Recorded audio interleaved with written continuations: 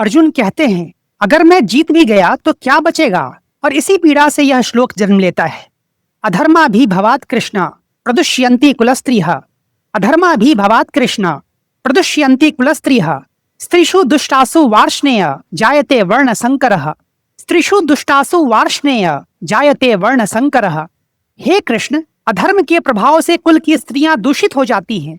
हे वार्ष्णेय, यदुवंशी श्री कृष्ण, स्त्रियों के दूषित होने पर वर्ण संकर अर्थात मिश्रित वर्ण की संतान उत्पन्न होती है।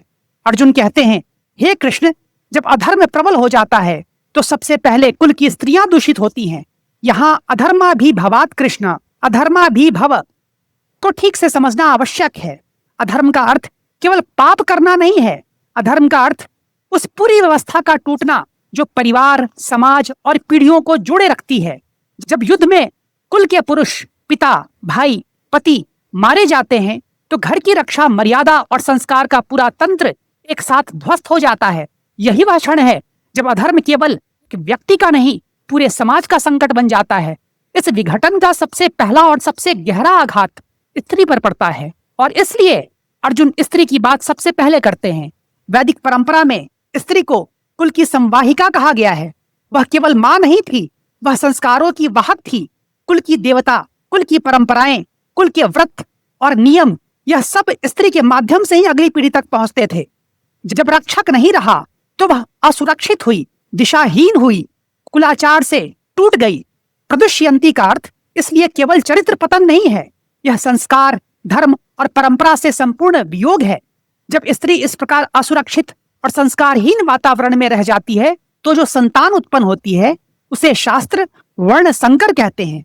यह वह संतान है जो बिना विधि पूर्वक विवाह और उचित संस्कारों के जन्म लेती है।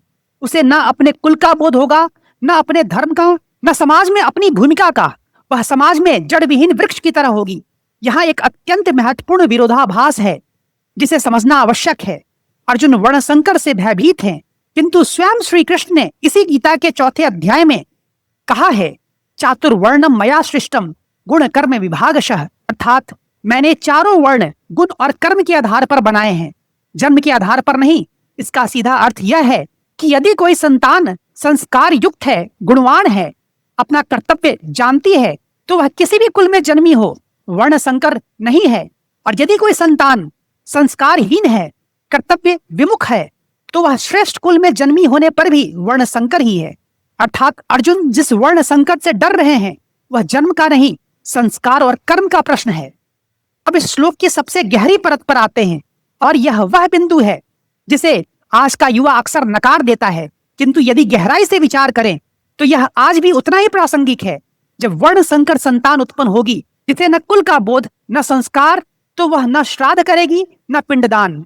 और शास्त्र कहते हैं कि तब पितर पितृलोक में भटकेंगे। यह समझने के लिए पहले पितृ ऋण की अवधारणा को समझना होगा।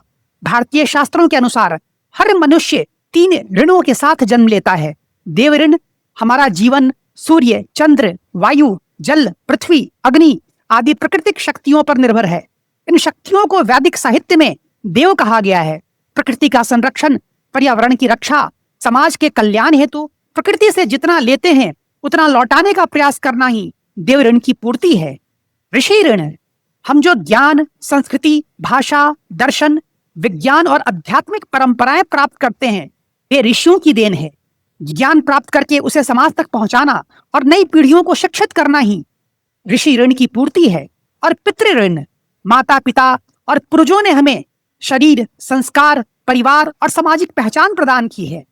अपने पूर्वजों के प्रति जो श्राद्ध, पिंडदान, संतानोपत्ति एवं संस्कार से चुकाया जाता है। शास्त्रों की मान्यता है कि मृत्यु के बाद पूर्वज पितृलोक में निवास करते हैं और वे जीवित वंशजों के श्राद्ध और पिंडदान पर निर्भर रहते हैं। श्राद्ध वह अनुष्ठान है जो मृत पूर्वजों की आत्मा की शांति के लिए किया जाता है। पिंडदान में पूर्वजों को अन्न और पिंड अर्पित किए जाते हैं और उदक क्रिया अर्थात जल तर्पण में पूर्वजों को जल अर्पित किया जाता है। जब वर्ण संकर पीढ़ी इन अनुष्ठानों को नहीं करती तो पितरों की आत्मा अतृप्त रहती है। यही अर्जुन का परलोक विषयक भय है।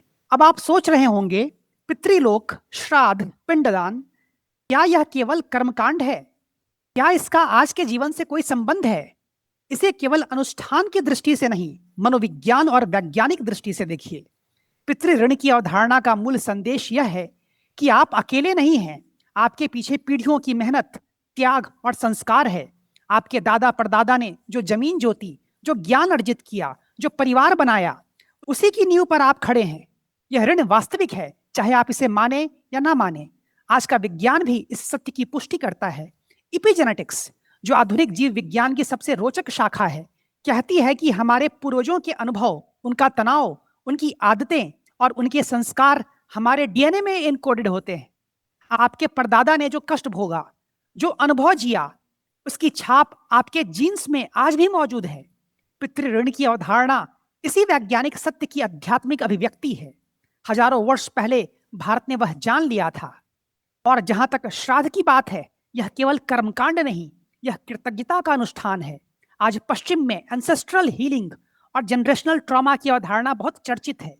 स्विस मनोवैज्ञानिक कार्ल युंग ने कलेक्टिव अनकॉन्शियस, सामूहिक अचेतन का सिद्धांत दिया। कार्ल युंग का मानना था कि प्रत्येक व्यक्ति केवल अपनी व्यक्तिगत स्मृतियों से नहीं बना होता, बल्कि उसके भीतर पीढ़ियों से संचित अनुभव, प्रवृत्तियां और मानसिक संरचनाएं भी कार्य करती हैं। यह वही सत्य है जो भारत हजारों वर्षों से पितृ ऋण के रूप में जानता था। अंतर केवल इतना है, भारत ने इसे अनुष्ठान का रूप दिया ताकि यह केवल बौद्धिक अवधारणा न रहे, बल्कि जीवन का जीवंत हिस्सा बन जाए। जब आप श्राद्ध करते हैं, पिंडदान करते हैं, आप वास्तव में यह स्वीकार करते हैं कि मैं अकेला नहीं हूं, मेरे पीछे एक पूरी विरासत है और मेरा दायित्व है कि मैं उसे आगे ले जाऊं। यही भाव जड़ विहीन पीढ़ी में नहीं होगा। और यही अर्जुन की सबसे गहरी चिंता है। सबके बीच अर्जुन ने कृष्ण को वार्ष्णेय कहा, अर्थात वृष्णि कुल में जन्मे। यह संबोधन अकारण नहीं है। अर्जुन कह रहे हैं, हे कृष्ण, तुम भी एक प्राचीन और गौरवशाली कुल के वंशज हो। तुम भी जानते हो कि कुल की जड़ें, परंपराएं और मर्यादा क्या होती है। तो मेरी पीड़ा को समझो। अर्जुन की पीड़ा झूठी नहीं है। युद्ध से परिवार टूटते हैं, पीढ़ियां जड़ विहीन हो जाती हैं, संस्कार नष्ट होते हैं। यह सत्य महाभारत काल में भी था और आज सीरिया, अफगानिस्तान और हर युद्धग्रस्त समाज में भी है। किंतु अर्जुन इस सत्य को मोह के चश्मे से देख रहा है। वे धर्म की भाषा में अपने भय और आसक्ति को छुपा रहा है। वो अनित्य को नित्य मान रहा है, नश्वर कुल परंपराओं को शाश्वत समझ रहा है। अर्थात अर्जुन उस समय परिवार, कुल और सामाजिक परंपराओं को इतना अंतिम और सर्वोपरि मान रहा है कि वे आत्मा और धर्म के शाश्वत सत्य को भी भूल बैठा है।